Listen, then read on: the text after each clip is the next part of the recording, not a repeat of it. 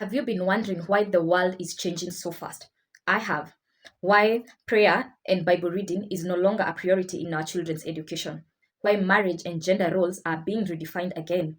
Why what was once considered sin is now being celebrated. This is not a coincidence. There is a spiritual agenda which has been unfolding over the decades and in whose reality we are living in today. In today's video, we look at this 10-point agenda which has been the roadmap to the reality of our lives today. The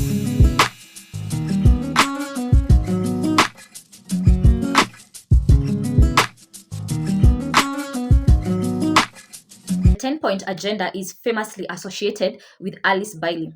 Though not found in her books or her publication, it aligns to the teachings that she had and the values she represented. She has been known, or historians agree, that she is the founder of the New Age movement and its philosophies, and she had a school where she taught others of the same values. She had a publication company that has published all her books and they are available online. The publication company had a very interesting title. Go check it out on Google and find out for yourself. But what does the New Age movement or philosophy stand for? What are its goals? It had three main goals. It has one is a world where God is removed. Number two, a world where truth is relative, your truth, my truth. And number three, a world where personal freedom replaces biblical morality. So here is the 10-point agenda. Let's go through it one by one and see if this is a reality we are living in today. Number one was to remove God and prayer from our education system. The US had actually done this, but the Trump administration brought it back. The goal of this was to remove religious influence over the life of our children during their training ages, especially to remove Christianity from our children's life, such that when they are being trained, they are not being trained in absolute truth, but in relative morality and subjective truth, whereby our children will grow up with moral confusion and spiritual emptiness. And because nature abhors a vacuum, that emptiness will be filled with other spiritual realities. That's why we have our children going in astral projection and other spiritual realities. I just watched on TikTok a lady of 18 years confessing that she is a white witch. And so this is not a reality that has happened in 2000, that the Gen Z are showing us dust in terms of the things they are exploring. This is something that has been unfolding. This is something that has been in plan. This is something that the world has been cultivated and we have been warmed up into it. And now we have made it okay for our children to explore other realities. And the truth is actually only one. Jesus is the way, the truth, and the life. And the soul of a human being will always desire a spiritual connection.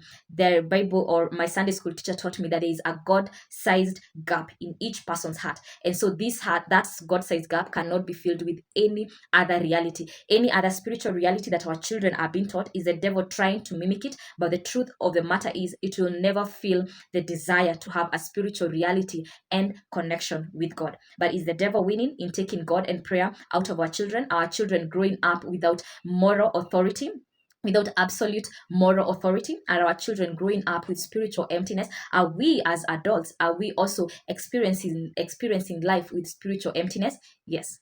And it started in the 1900s. The second point, which follows closely, is to reduce parental authority over children. The agenda here was to encourage empowering of children to make independent and even permanent decision over and above their parents' influence. Children nowadays are taught in their curriculums that they have rights even over their parents' authority. I'm sure if you're a parent, this discussion has come to your house, that I have a right to play, I have a right to eat, I have a right for shelter. And while this is sugar-coated and the softer layer to it, the underlying message is that the child has a right and they can make a decision over and above what you say, teaching rebellion even as early as our toddlers. I remember that discussion came to me when my child was, I think, in PP2, or was it in grade 1? That was 5-6 years old. That's when that discussion started. And everything starts as a seed. The fruit is what tells you the kind of seed that you're planting. In developed countries, however, this has even gone further and deeper in that they have laws that give children the right to change their gender. To choose, it starts with the choice to choose their gender. Then to change their gender, they have access to contraceptives, and even they have the right to choose whether or not to abort, regardless of what the parents will say. Let's start from the beginning. Scientifically, the brain of a person develops fully at the age of 24, 25, 26, meaning it's at that age that a person should be able to make a decision and they are held accountable to it. Anytime between 0 to 25, the decision a child makes is heavily influenced and swayed by the people who are talking to them, their environment. It's not really their own mind. They are copying and mirroring what is happening around them. I remember growing up, especially at the age of 8 to 12 years, as a woman, I would say, if you developed late, there was chance of wondering, am I really a woman or a boy? When I was growing up, the idea of being a tomboy was also very big, and we wanted to dress up like boys. Imagine if at that age and in that confusion, I was allowed to say, I don't think I'll ever be a woman. Look at my other classmates. They have already developed before me. Then I was allowed to change my gender to now be a man without the consent of my parents. And that is the reality in other countries. In Kenya, we're still not yet there. But if it's been done in the Western, be sure it's coming to trickle down in our home. And so what was the role of this goal? The goal of this agenda was to bring rebellion and confusion in the ages and in our children's life, and consequently all over their lives, such that now we can introduce other bad or worse behaviors or sin that corrupts and even rob at the souls of our children. Because when the Bible says that train up the child in the way they should go, and they give this responsibility to parents, when that training has been removed, when it is now being filled by subjective truth, what we learned in point number 1, then they are volatile. Anyone can influence them, and anyone can, cause them to move from one direction to another. The third agenda, which flows smoothly from the other two, is to destroy the JudeoChristian family structure. Simply put, to downplay the family structure of father, mother, and children. The goal here is to replace the sacredness of marriage and the traditional family with fluid alternatives.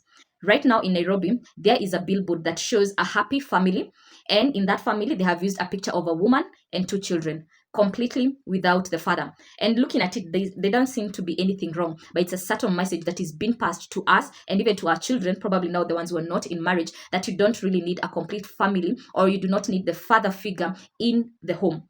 Marriage nowadays is seen as less sacred and is actually seen as outdated and unnecessary. We have all seen interviews where people say that I do not want to get married. I'm not marriage material. Marriage is outdated. Let's cohabit. Let's have open relationship. Let's try this. Let's try this. Let's do that. The sacredness of marriage was to be removed from it.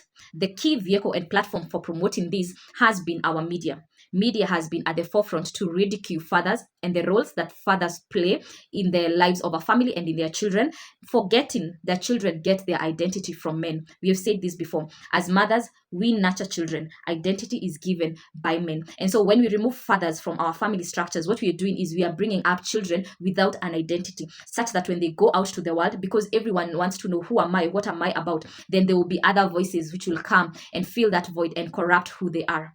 When God created marriage was to bring up godly offsprings and generation. So this agenda seeks to ensure that we are not bringing up godly children, and therefore we are bringing up corrupt generations and families, and there is no morality in our society. When the family structure is broken, then the fourth agenda is now to promote sexual freedom. The idea here is to separate sex from morality, from marriage, and even from the consequences of having sex. We are in a world where premarital sex, casual sex, multiple sex partners are normalized and actually encouraged and advertised in our media and in the culture we are living in.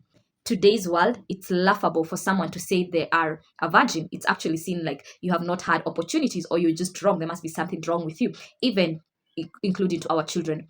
Pornography is the other thing that is now easily accessible and widely consumed and used by parents, yes, and sadly by children.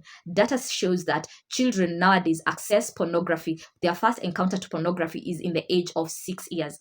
And they do not see it in cybers like when you are growing up, or in magazines. They are accessing it through their phones. Your child of 6 years does not have a phone, but in your phone as a parent, you have pornographic material. And because algorithms don't lie, even when you give your child their phone to play a game, those pop-up messages that come up, there will be pornographic content. And the studies are showing that most ages, especially children 6 years, where in the modern world where our parents have digital gadgets, they are exposed at 6 years. Imagine 6 years is when your child will see pornographic material from your gadget. Is it new? Are you a bad parent? No, you're just following into the system that was created to corrupt the world that we are living in. Sexual freedom without consequences is a lie. We have been told that abortion can now be done, and so you will not have to be pregnant, because that was the worst thing that would happen. But what they are not telling you is that these sexual encounters and freedom are robbing your soul. Pornography robs and corrupts the soul of a person. A child who is exposed to pornography, even when you're teaching them respect, when you're teaching them kindness, they do not see the world the same as someone else who has not been exposed to the same. So it's coming to rob our children to the core. Sexual freedom has been attained. The next one is to make abortion legal and widely accepted. The goal here, it started with preaching that women are being given freedom over their reproductive health, over their reproduction. It was totally removed from its spiritual content, and that it is actually devaluing life. So abortion nowadays in a lot of countries, including ours, under some circumstances is legal in most cases, and it is framed as healthcare or reproductive justice. I was seeing a clip that was saying that if abortion is done between 0 to 12 weeks, then it's okay because there is no life. And I was left wondering, if life of a baby begins at 12 weeks, which tree begins its growth at 12 weeks? There will be no 12-week baby if there was no 5 weeks, if there was no 1 week, if there was no 7 week. There is no tree that you will encounter in life that is empty here, and then the trunk is starting from here, and then you say it's only a tree because it has come up to 1 meter height. Before that, it was not a tree. The truth of the matter is, life begins at conception. That's what the Bible tells us. Proverbs 6:16 to 17. Life begins at conception. And anyone taking life, whether at 5 weeks, 7 weeks, or 11.5 weeks, you are killing life. But freedom rights, reproductive health rights have told us that the woman has the right to choose to abort. What they are not telling you is that they are giving you the right to kill. You and another murderer in prison, there is no difference. There's the clause about whether your life is in danger. I know that's something different, but that's not what we are talking about. We are talking about teenage girls being told you can go out there, explore your body, explore your sexuality. If they use contraceptive, it didn't work, don't worry, you just come to us and we're going to remove that baby from you. And what they are also not telling you is that once you kill a life, your life will be very miserable. Blood cries out. If the blood of Abel, who was killed when he was in full maturity, was still crying out to God, the blood of the babies we are killing in abortion is also crying out. And that's why number 2 was very important, because they knew children, parents would come and say, no, yes, I know my child sinned, and or maybe out of bad influence, they forgot their boundaries, or they were raped, or something happened, and now they are pregnant. The parent will say, no, you know what, I'll take responsibility for that, and I will keep the child. You just go on with your education. But the reason why they removed parental authority is that the child will now say, I am pregnant, it's now my body, I have the right over my body. And now they are able to abort, and they just sign in a life of misery, soul misery, because of that choice that they have chosen. Next is to make divorce easy and acceptable. You can see how the flow is coming very smoothly. It's just like a river, like out of these, it's just normal that these and these will happen. And so divorce, which was once shameful, even in my days when I was growing up, has now become something to be sought after, something that there is no more stigma about it. Not that there should be stigma, but something that is widely accepted. If someone is no longer playing the tune of your life or making you happy, then you're allowed to divorce them. And in life, we are going through season, and you may be going through a season whereby this person feels like they no longer fit into your life, and so you're like, no, I've just outgrown them, let me go for a divorce. I know there are situations whereby there is abuse, where divorce is actually encouraged. But why do we find ourselves in this situation? The truth is, we have been taught that marriage is about feelings. We are not taught about values. When you're choosing a marriage partner, these are the values that you should be looking for. These are the questions you need to be looking to see if you and this other person are aligned. All that has been scraped away, and now we've been told it's about feelings. It's about if you're a woman, for example, it's about their financial freedom. Do their totals at the bottom make sense to you? Can he give you the life that you want? It has no agenda. We have not been taught to consider about their values in life, how they see life. What do they feel about maybe wife beating, for example? What are the cultural practices that they have grown up to that are normal to them? All those are not considered when you're choosing a marriage partner. And so what happens when you choose the wrong marriage partner? Then your marriage will just end up being wrong. So yes, divorce has been made easy and acceptable, but it did not just start with marriage. It started with how we have been taught to choose our marriage partners. We have been told that everything which was important is no longer important. Only feelings and ego and what the society says is actually important. We see in the traditional days where parents used to choose the spouse for for their child, those marriages used to live longer. People nowadays, we argue, were they happy? And we say no, they were not happy, that walivumilia vitu mingi. But the reality is there was not the kind of emotional and psychological and even physical abuse that the modern marriages are going through. Why? Because parents who are mature and who have had experiences were able to look at a family. They were not looking at a child. When even the Indians still do this, they do not vet the child they are bringing into to marry their son or their daughter. They vet the family, because the morality and the values of the family your child gets married into, chances are very high, 99% is that child will reflect the morals of that home. But nowadays we are told to ignore their families, ignore their past, ignore everything they are, and even the things they tell you with their mouth. Some people just tell you, me I don't see myself being in marriage for long, I just want kids, and then I go. Then you're like, no, he has money, he can provide for this, and you're okay, let's just go into marriage. Then 3 years down the line, you say, no, he does not see me as a woman, he does not believe women have a say, he has said I need to stop working. But he already told you before he did not want marriage, but because of the bottom line, or because you needed to be married at a certain age, you gave in to marriage, and now you are at a point where divorce is the only option that has been left for you.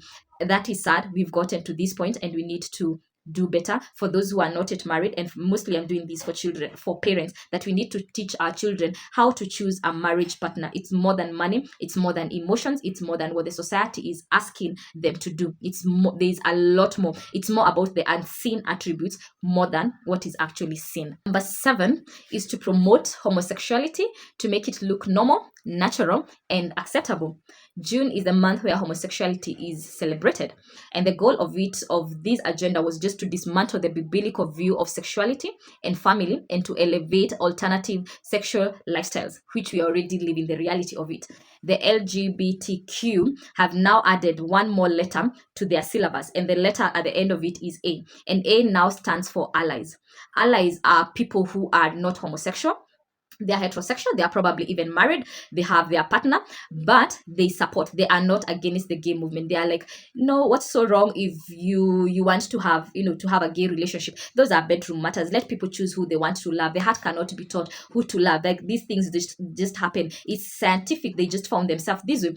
These are what is giving them the biggest push. These are the biggest supporters of LGBTQ, and these are including churches. These are parents, these are churches, these are schools who are allies. The LGBTQ movement is actually a minority movement, but the allies are what is making them make so much noise and even have so much airtime even in the media, because of the people who are supporting. So when you and I go and have a conversation of, yeah, it's okay, yeah, he can choose whatever he wants, he's my friend, but he's gay, he has the right to love whoever they want. What we are doing subconsciously, we may think we are rebel and we are free in our thinking, but we are not. We have just been fed into a propaganda and into an agenda that started decades ago, to bring our minds to think that it's okay for people to be homosexual, for them to practice that. We do not consider even the depth and the wounding it does to the souls of the people who are involved in homosexuality. I know that this is Pride Month and a lot of money has been poured. Go check in Google, check the budget that is assigned